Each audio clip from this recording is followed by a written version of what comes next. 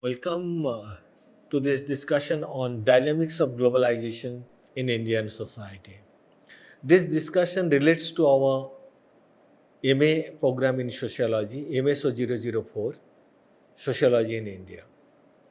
Globalization as a term has widely been used by the student, academia, and all variety of the intelligentsia. It has been a process of understanding the society and its interconnectivity with the wider world. When you are sociologically using the term, you will have to have a specific connotation and specific understanding of the process of globalization as a socio-cultural and political reality.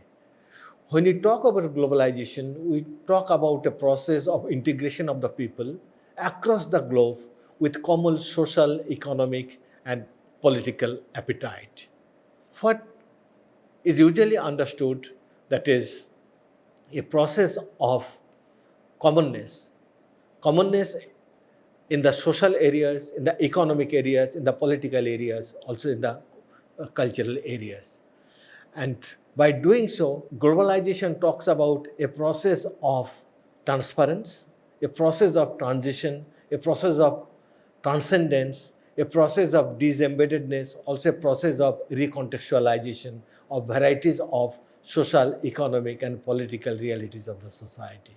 Come to the process of transference, because when we are talking about a kind of a common economic appetite, we are talking about the transference of goods and services across the globe. What are those goods and services that can be transferred? All kind of consumers goods, the electronic goods, the consumer durables, even the consumer everyday consumer items. So kind of transference. When we are talking about this transference, we are also talking about a kind of a trade that can go across the globe. So what we are talking about, a kind of transference of goods and services, consumer goods and non-consumer goods that can be transferred across the globe because it will have a common kind of economic appetite. Take the example of McDonald's food, a kind of a burger, which is especially an American product. Now it is a kind of going from one part of the globe to another part of the globe. So many a time people have very lightly talked about globalization in terms of food terms. There is a kind of a McDonaldization of the world. This is only one dimension talked about the transference of goods and services. Similarly, take into consideration transference of any new ideas. The way some Facebook or WhatsApp messages are now produced, it can go across the globe with a click of the mouse or a touch of a finger. It can move across the globe. So what we are finding, transference of goods, services, ideas, information, it transferring very, very fast. So along with transference, what is required in terms of compression of the time and space. So earlier, transference was taking a lot of time. Now the time space compression, it has been widely compressed so that within a touch of finger, that information, that ideas are going from across the globe. Also in terms of physical transference, the time taking process, it has been widely reduced. So what we find, the transference has been a part of globalization, number one. Number two, in terms of transition, what we find, the whole process of globalization has brought transition in human action. What kind of transition we are talking about? Transition in terms of certain action. Some action earlier we took locally, now we are taking many of the transition action globally. Those transition is taking in terms of thought also. Earlier it is thought of only in terms of local ideas. Now it is thought of in terms of global ideas. It's more concern of the environment. It's a global concern. Climate is a global concern. Animal right is a global concern. So what we find, a kind of a concern, that there's a transition in the concern. There is a transition in the thought, transition in the action. Transition earlier is a physical action. Now a lot of transition is taking place in the cyberspace. So what we find a cyber community, a different kind of a community formation without having the face-to-face interaction. We are having a cyber epistemic community in terms of connectivity through internet, etc. like this. So transition we find both in terms of technology from earlier the technology which is industrial technology. Now we find a different kind of a technology in this case. So what we find for a transparent to transition. Now we find a transcendence. What we find a transcendence of varieties of the identities also taking place. Earlier, various localized groups, those who were concrete in their identities. Now we find the formation of various global kind of a group are taking place in terms of transcendence of various identities. Say, as I gave the example of, say, gay rights group, having the international, a global group.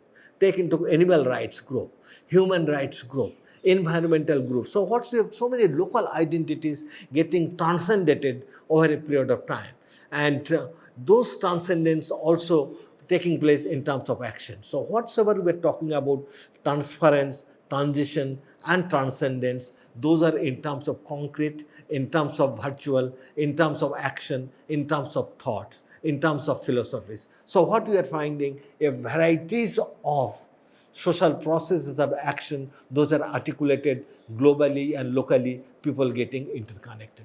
Those processes of global local connectivity has also created two kind of phenomenon. One is a kind of enormous process of disembeddedness, a kind of a decontextualization. Earlier realities, those who are considered to be these realities in terms of localized social relation, we find that those localized social relation has not remained localized. Those have become widely globalized, widely cutting across the geographical boundaries of several nation states or within the region. Friendship is not having a particular boundary. Now friendship with the touch of the mouth, that is, people from one part of the globe can develop a friendship with the people of another part of the globe. In the process of developing those relationships, that earlier kind of a structured relationship, immediate requirement of visibility, immediate requirement of exchange of ideas in terms of proximity, those have been decontextualized. In the process of decontextualization, we find a recontextualization process. What is recontextualization? That is, earlier, those who were considered to be irrelevant, impossible, those are come to a realm of possibility. So in terms of, exchange of ideas, books and literature. Earlier it was quite difficult for a research scholar to undertake a research without going to the library. Somebody is to go to the library, look for a book or literature, then they will have an interaction with other kind of a scholar face to face. Now we find so many virtual resources, so many books, literature, journal, those were available across the globe. Need not go to a scholar's house or a teacher's house. People can sit in the room, interact online, and develop a new kind of contextualization. So what do we find? A new process of contextualization and recontextualization has started coming in. So what we find, the whole process of globalization has set in motion a new process of transference, transition, transcendence, embeddedness, and disembeddedness in the society. David Gordon widely talked about the recent globalization as an unprecedented world. That is that earlier also there was a globalization. I'll come little later for that. But recent globalization in which human beings are getting interconnected, integrated across the globe, it is a very unprecedented phenomenon, because earlier there was globalization, but those kind of borderless transcendence, transition, and transference was not taking place. Rather, now it is taking place in a wider context, with a larger volume and with a larger speed. Those kind of changes now, what it has brought in, a wider kind of a change in the relationship between the society, state, and the market. Now, earlier the relationship between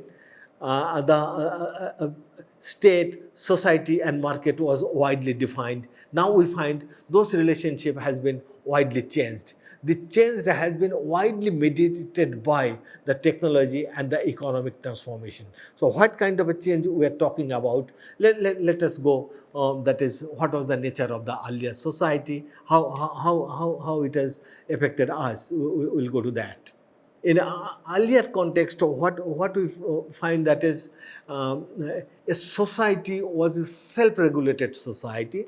A self-regulated society was sufficing its own consumption need by producing itself. So it was a self-regulated society. In Indian context, what we usually talked about, a self-sufficient village community system. The market was away from the society. Even though there was a market, the relationship of the market was not that explicit. People were surviving through a non-market system, through barter system, and a kind of a mutual interdependence on each other.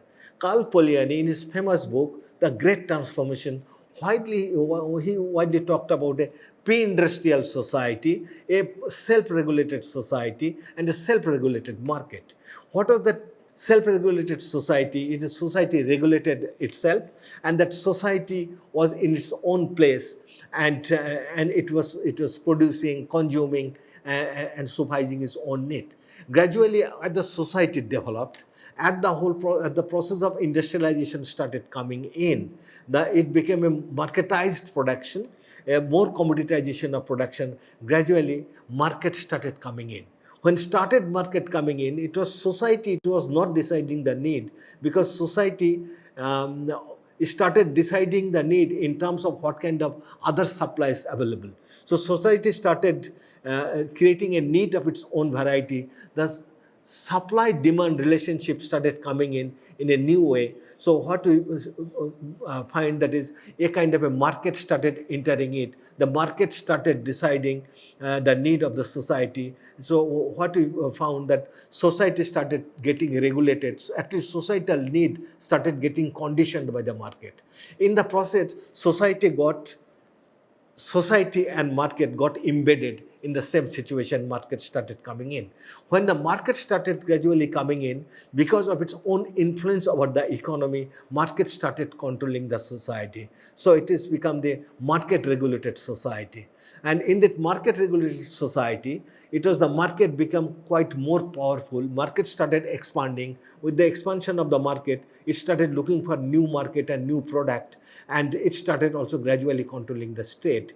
And gradually what happened, there emerged the whole process of a laissez-faire, a pre-market relationship. And within this relationship, the importance of the market started prevailing the importance over the state. Oh, you can look into the importance, the emergence of the East India Company, a kind of a market, a kind of a company started regulating the state, and gradually at a later phase, it got regulated by the state. So what we find, gradual has been emergence of the market.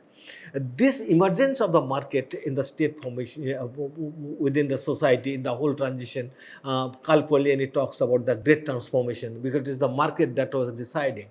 But that market determinism also brought great depression in the earth, because market determinism pushed the growth of capitalism. Gradually, it also pushed the growth of colonialism, and it started spreading, the capitalism and colonialism started spreading across the globe.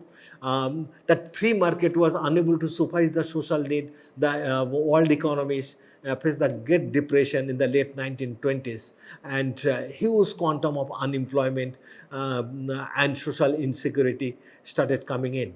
America started giving a new deal. Within the new deal, there emerged the new welfare society.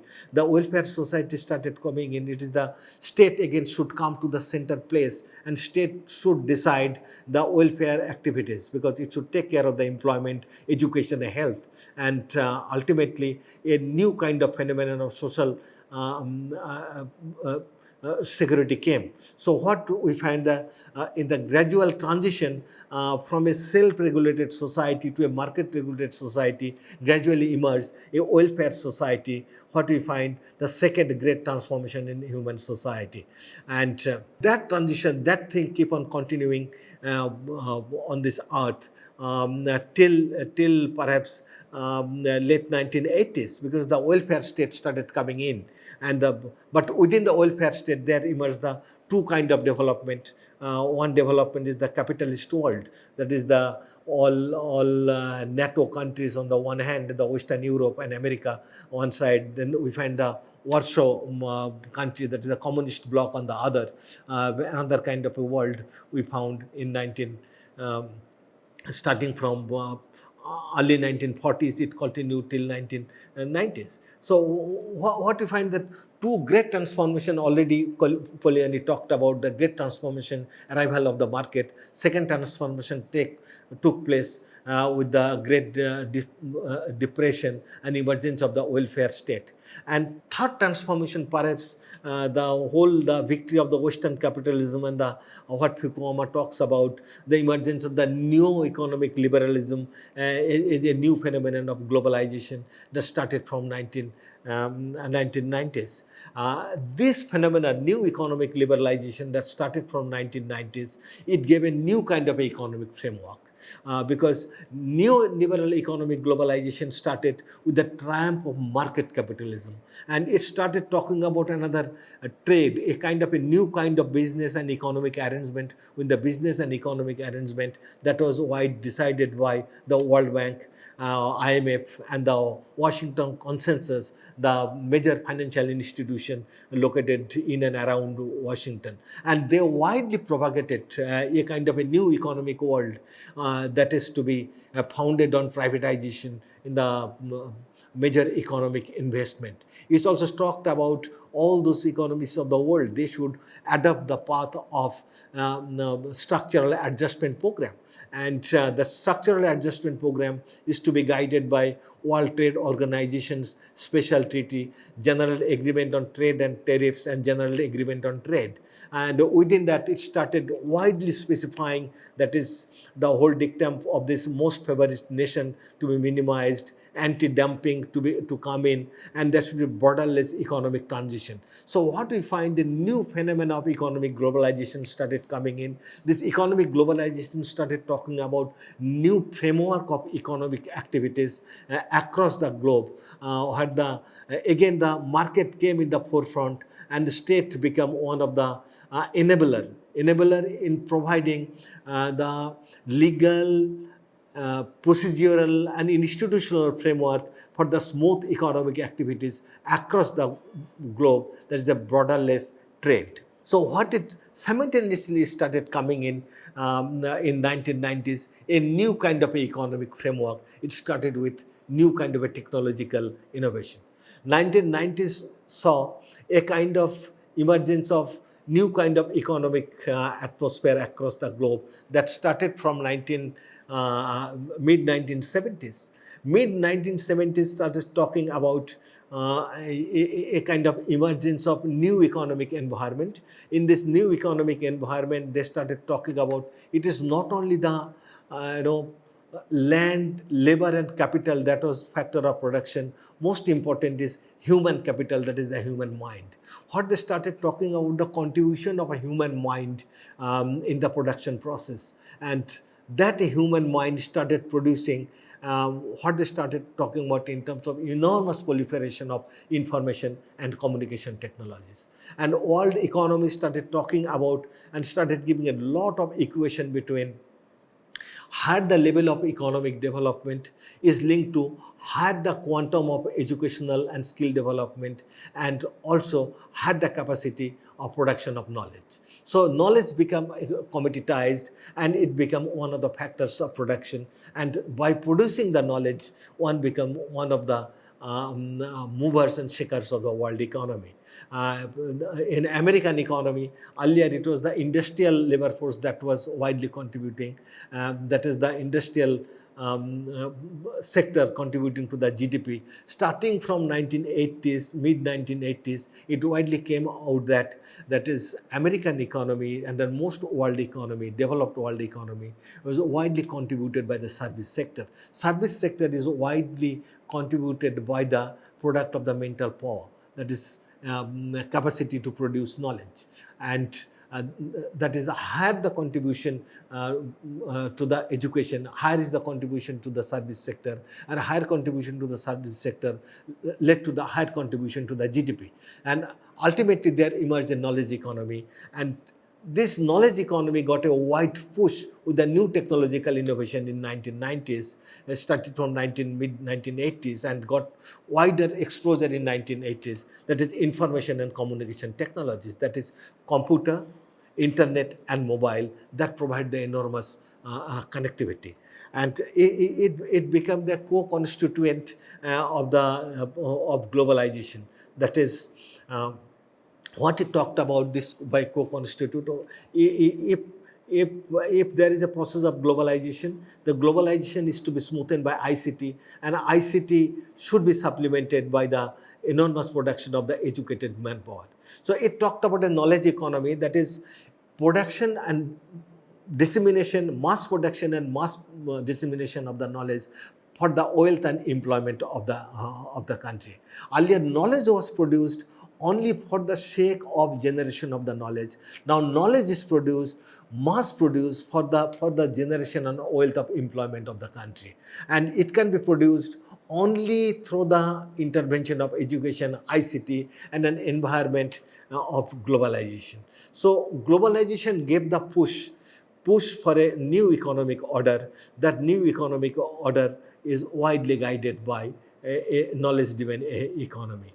And this organization production also widely become a new site of production and dissemination of knowledge. Along with this production of dissemination of knowledge, there also came a new culture of consumption, what we call this neoliberal consumption culture. If one is to look into the Indian social framework, what kind of global framework it has come in, what kind of economic structure it has produced. India got introduced itself a new structural adjustment program in 1991. And in this new structural adjustment program, it opened up its economy, and new kind of interpenetration of information and communication technology started coming in. And in the process, is found that in 2020 now, in 1991, it is only 0.01% of the people had access over internet. Now in India 2020, more than 56% of the people having access over internet. Now higher education institution, when India got independence, number of the universities in the country are less than 100. Now in our country we are having more than 950 universities and more than 4,200 colleges. When India got independence, roughly around 2% of Indian educated workforce are going to the higher education. Now more than 27% of Indian population goes to the threshold of education, higher education.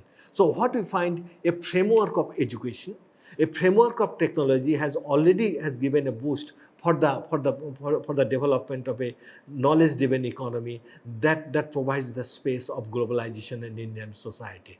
Let us look into India's contribution to the service sector. Agriculture in India now gives to the extent of 15% of the GDP, and it accommodates roughly around 49% of the labor force. The industry in our country accommodates roughly around 24% of the labor force, and also gives roughly around 24 to 25% of the GDP. If we look into the service sector, it has been enormous proliferation with the expansion of education and ICT. It now contributes more than 61% of the GDP and accommodates roughly around 31% of the labor force. Now we find that India is gradually moving towards a new kind of economic framework, and that is guided by service driven, knowledge based economy. So there's a new kind of economic framework where India stands today. Now come to this social framework. If we put together, however, India has not been able to emerge as a full-fledged knowledge power as yet, because 48% of its labor force are now still in the agricultural sector. Majority of them are the migrant laborer. Majority of them are agricultural laborer, sharecroppers or the tenant or small cultivators. They seasonally migrate to the urban areas for this in search of employment. So India stand in the threshold of an economic order. That economic order is widely have a mix of traditionality on the one hand, modernity on the other, localization on the one hand, and globalization on the other. And also we find a mix of part agricultural society, part industrial society, part knowledge-based society, and a part globalized society. So we find that it's the kind of fluidity on the one hand in terms of knowledge-driven information society, consolidation on the other in terms of traditionality and agricultural society. Within that, we find a varieties of new formation. What are those varieties of new formation? We find that people being educated, they exercise new kind of choices. And those choices are exercised in terms of select of employment, select of friend, selection of political choices. We find there is enormous proliferation of digital natives. India now we find more than 135 crores of population, of which more than 65% of the population belong to the age group of below 35 years. They are the digital natives. Most of them, they have access over the internet and the mobile telephone, and they look in the world in terms of new aspiration. They are the aspirational communities. That aspirational communities are the driving force of Indians globalization and new consumer culture. And new consumer culture has also squeezed the space for rather expanded the space for further elaboration by bringing a new kind of thoughts and action, and squeeze the space for localized thoughts. So what we find within this culture of consumerism, emergence of nativity, digital natives, and emergence of social choices, new kind of protests are taking place. Those protests are many times global and also related local. How these are local and global take into consideration of the protest of the environmentalist. People talking in terms of climate change, talking about the protection of the forest, water, the environment. So all people talking about in terms of a common humanity, getting conscientized in terms of everyday flow of information, everyday exchange of ideas, and that has also widely conditioned the developmental discourse in the country. The country that thought of a kind of a growth-driven development in 1950s in terms of development with growth. Now that country had started talking about development with justice in terms of in 1960s and 70s. That country also talked about in terms of development with empowerment in 1990s. Now the country is talking about in terms of development of inclusion and development as happiness in 2020. So what we find, a globalization has brought in a new kind of a framework, new kind of a thought and action that is guiding the intellectual capability of the youth in this country. But notwithstanding that intellectual capability and wider choices, there has also been a negative dimension of globalization, because globalization has created a wide variety of fluidity, and those within this fluidity, a kind of sense of rootlessness, a sense of identify falsehood as a truehood, as a true, and also a kind of a new kind of a frustration in the globalized world. And what has happened, that is trying to condition the people in terms of certain localized manifestation. So what we find, a kind of interconnectivity, both the localized need and the localized formulation, and those localized formulation many times are expressed in terms of overemphasis on ethnicity and ethnic identity, and sense of rejection to the wider identity. So what is important in that context, that globalization that talks for a kind of rational choice, a kind of positivity of thought, a kind of interdependency and exchange, transformation and transcendence, though to be looked into in a positive sense. And society in India stands today in the crossroad that looks into the culture of globality and globalization on the one hand, and locality and localization on the other. I'll stop here. Thank you very much.